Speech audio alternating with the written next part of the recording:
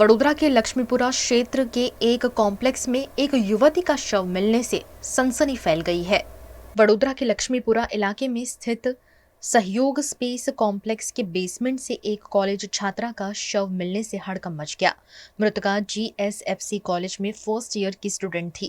मिली जानकारी के अनुसार छात्रा ने 7वीं मंजिल से कूदकर जान दी है, ऐसा प्रारंभिक जांच में सामने आया है।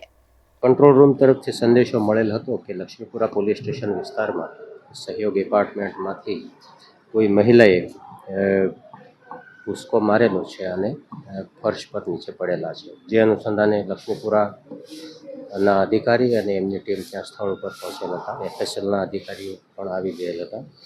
समग्र घटना एवी छे के भोग बननार जे छे ए अभ्यास करे छे प्रथम वर्षमां अने एમને ત્યાંથી પંચનામું એ કરી અને PM માટે હોસ્પિટલમાં લઈ આવેલા છે। હજુ કોઈ કારણ જાણવા મળેલું નથી।